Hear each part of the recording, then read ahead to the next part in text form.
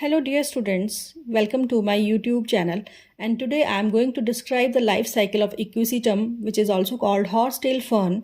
This is prescribed in the syllabus of BSc first semester. First of all, we will write about its systematic position. It belongs to Pteridophyta. Its division is Arthrophyta because it has articulated stems. Then subdivision Sphenopsida because the stems has particular nodes, internodes, and each node has a branch has many branches, which gives it a horsetail-like structure. Order Equisetails, family Equisetaceae, and genus Equisetum. It is represented by 30 species present all over the world except in Australia and New Zealand. They grow in a variety of habitats like along the river banks, in agricultural fields, near ponds and lakes, over sandy banks of the streams, and in open grasslands. Few species of Equisetum which are very common are E. polyster, E. debile, and E. arvens. Now come to its habit. The main plant body is sporophyte. It is divided into a rhizome, aerial shoot, and a leaf. Rhizome is creeping. Aerial shoots are branched, green, articulated, and have distinct nodes and internodes. Each node has a whorl or group of branches. These shoots can grow up to 60 centimeter, and in case of E. giganteanum, these are up to 1 to 2 meters. The leaves are very reduced and are called scale leaves. These are brown in color and are protective in function. The plant which has two phases, the sterile one which is green and branched, and the fertile one which is brown and has a strobilus at the apex during the time of reproductive season. Now come to the TS of the internode. So as I have told that there are grooves and ridges. So if we cut a transverse section, it will appear like this. The details of this structure I am providing to you is: number 1 is the epidermis, which is parenchymatous. Number 2, hypodermis, which is 2 to 3 layered, and the cells are sclerenchymatous, double walled, as I have made here to show the thick appearance. Now sunken stomata are also present in the grooves for the exchange of gases because photosynthesis is carried out by these stems.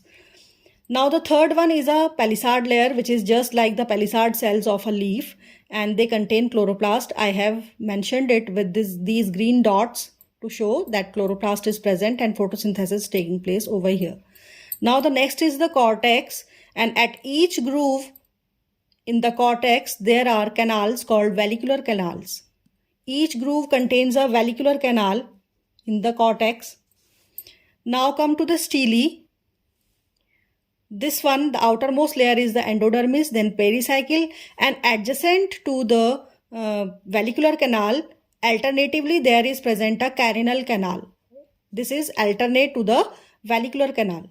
Now xylem and phloem are also present along with the carinal canal. The center one, which is a hollow, is called a pith cavity. Now come to the TS, transverse section of a node. It is different from internode because it has no pith cavity. There is a cellular diaphragm which is called the nodal diaphragm. This is not hollow, but a diaphragm is present at the nodes. Leaf traces are also present.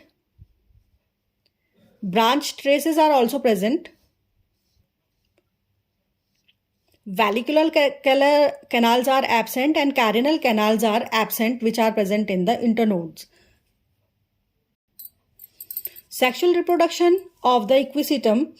It is a homosporous fern and eusporangiate, which I have described in the class, that eusporangiate are those ferns in which sporangium develops from a group of cells, while leptosporangiate are those ferns in which the sporangium develops only from single superficial initial cell.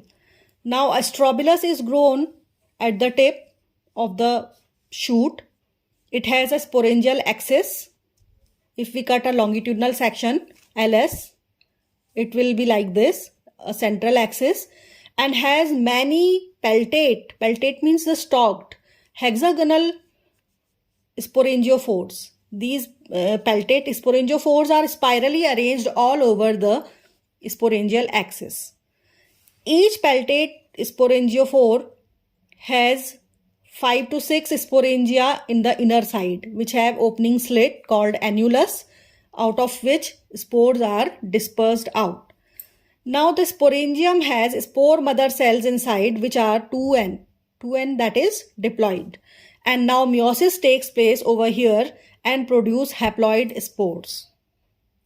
A typical spore has 4 layers: outer perispore, then middle layer, then third exospore layer, and innermost endospore layer. The outermost perispore layer has 4 bands, which are called elaters, and while these are hygroscopic in nature, absorb moisture, and when they absorb moisture, they are untwined. In here, these are twined with each other, and here, when they absorb water, they get untwined and help in dispersal of the spore. These spores germinate into a green colored prothallus. The prothallus is a haploid structure, green in color, thallus-like structure. Now there are formation of male and female reproductive organs, antheridium and archegonium respectively. Antheridium, here jacket cells and androcyte cells are present. Archegonium has neck canal cells, venter cell and an egg cell. The androcyte cells metamorphose into a multiciliate antherozoid which travels through water to the archegonium and fertilizes the egg. So after fertilization, when antherozoid fertilizes the egg, in the prothallus the zygote develops. The division and redivision of this zygote produces a new plant, a new sporophytic plant of equisetum. So the life cycle starts from equisetum. Here the 2n plant, strobilus is formed, sporangium is formed, meiosis occurs, spores are formed, then prothallus is formed, which has archegonium and antheridium. Each produces egg and antherozoid, which fertilize, again form the oospore or zygote, forms the embryo and equisetum plant again. In this way, life cycle of equisetum completes. Thank you.